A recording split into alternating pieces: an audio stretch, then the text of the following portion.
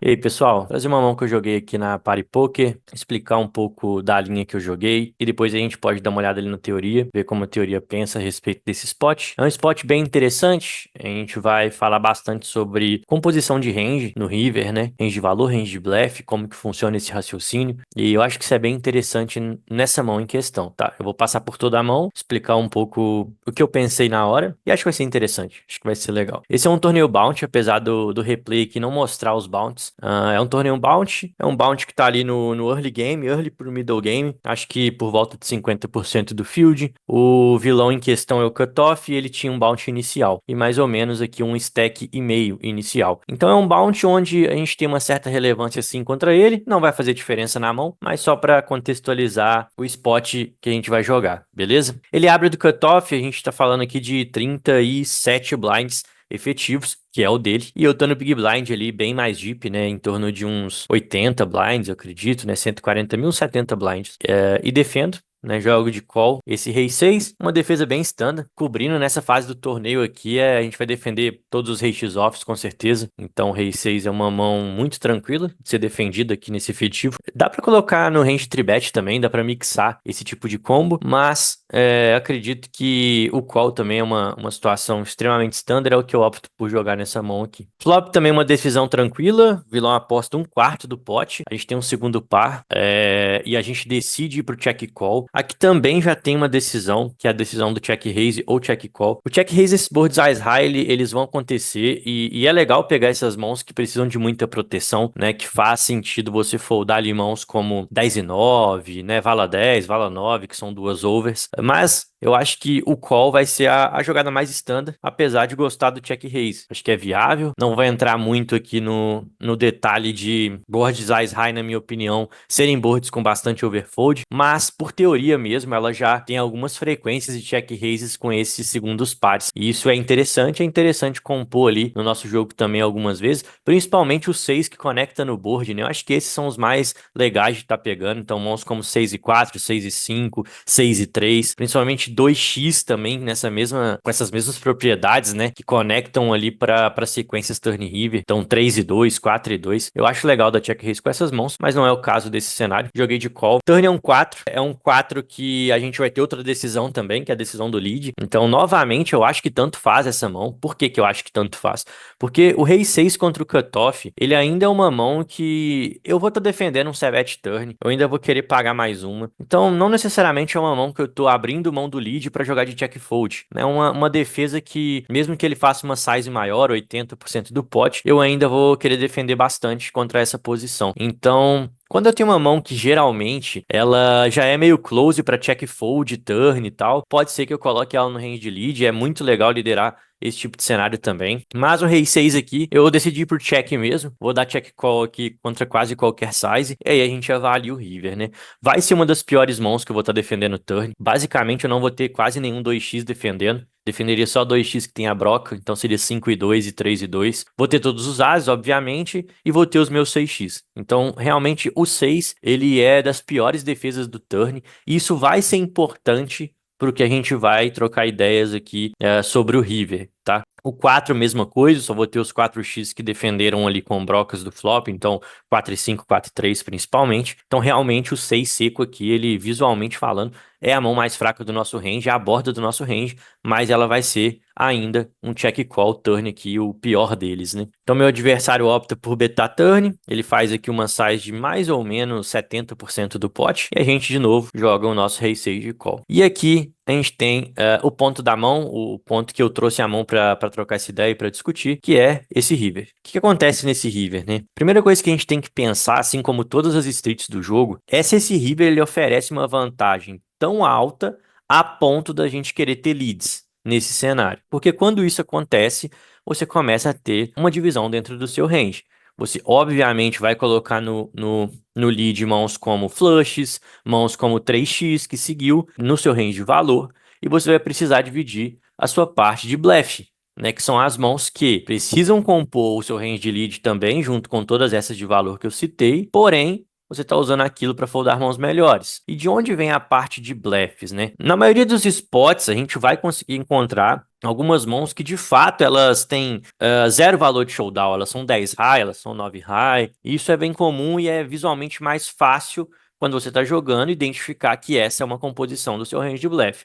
Mas em outros cenários, como esse, por exemplo, o seu blefe ele vai ter que partir de mãos que são segundos pares, terceiros pares, basicamente porque você não vai ter nada pior. Então lembra que eu mencionei que os meus 6x aqui serão a pior parte do meu range turn? Então se eu decido river que esse é um river onde eu tenho muitos incentivos em liderar esse spot, basicamente porque eu tenho diversos 3x offs e suited que o cutoff não tem, e só isso já me traz uma vantagem absurda. Eu preciso compor essa outra parte do meu range, que é o meu range de blefe. De onde vai vir meus blefs a partir daqui? Né? Quais serão os meus blefs? Então, se a gente pensar nos 2x que eu já comentei, basicamente eu vou ter quase nenhum que não era broca turn. Então, o 2 e 3 ele seguiu, ele é parte de valor. O 5 e 2 são dois pares, já não é das minhas piores mãos. Ele já está na parte do meu range, que tem um valor absoluto contra as e reis e dama, por exemplo. O 4, a mesma coisa, eu só teria 4 e 3, eu só teria 4 e 5. Então, também só mãos que geraram valor. Qual é a parte principal do meu range que eu paguei turn e que agora ele continua sendo muito fraco? É o 6x. Então, pensando nisso, eu decido optar pelo lead river, jogo de overshove aqui, até por ser bounty, cobrir o meu adversário, eu acreditei na hora que fosse a size que mais faria sentido e a size que eu mais gostaria de usar quando de fato eu tivesse as mãos de valor, então eu acabei colocando o meu combo nessa composição também.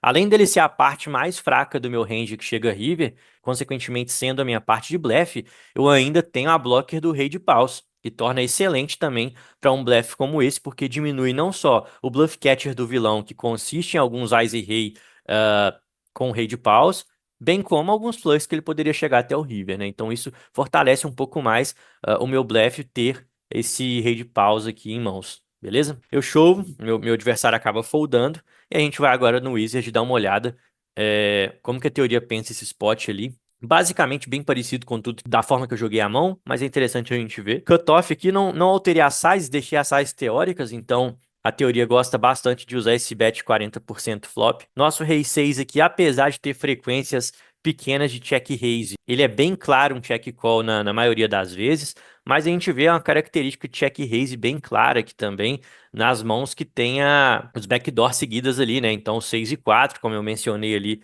na hora que estava mostrando a mão, né? O 6 e 4, o 6 e 3, são mãos que eles têm um pouco mais de incentivos em dar check raises com esses segundos pares, né? Então você vê a frequência de check raise de um 6 e 4 muito maior do que de um rei 6. O mesmo vale para o 6 e 3, por exemplo, né? Os 2x aqui também você vê que todos eles acabam tendo uma característica boa de dar check raise num spot como esse, quando conecta ali turn river com alguns backdoor sequências, né? A gente opta pelo call, que é o mais standard.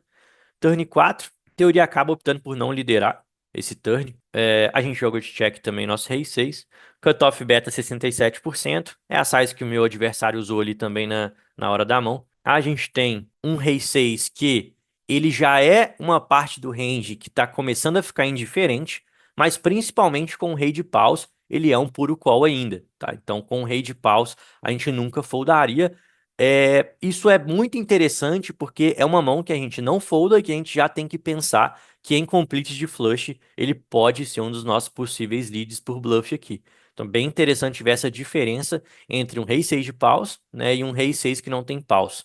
Então, isso aqui faz bastante diferença. Sinceramente, em game, até observando essa frequência de bet turn do meu adversário, eu estaria pagando todos os reis 6, tá? Pra ser sincero. Eu acredito até que isso aqui pode ser bem maior do que a própria teoria. A teoria tá betando apenas 40%.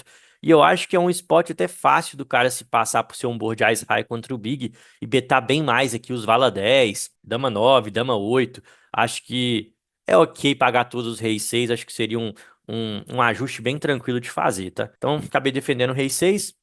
E aí vem o River 5, onde a teoria ela tem muito lead, ela tem quase 70% de lead no nosso lugar, e ela divide em duas sizes. Ela tem a size de chove, que nessa simulação aqui eu coloquei, se eu não me engano, 40 deep mesmo, né? Coloquei o cara com 36 pré e a gente com 40 cobrindo ele. E como aqui a teoria usou 40%, ficou até o overshove um pouco mais próximo ao pot, né? Mas não faz muita diferença no spot todo, não. E a size baixa, né? Então ela tem algumas sizes baixas também, com algumas mãos que elas querem liderar, mas que também não são tão nuts assim, né? Isso é interessante de pensar. É claro que ela equilibra isso de uma maneira geral, ela não vai colocar só as mãos fracas nesse range, mas se a gente observar, são mãos como 6 e 5, por exemplo, são dois pares rivers, o Ás e Rei vai checar behind, o Ás e Dama vai checar behind, e a gente quer liderar e extrair dessas mãos, então ela coloca o 6 e 5 ali, full na size baixa, né? Full na size de um quarto ali, que é bem interessante também. 5 e 4 é a mesma coisa.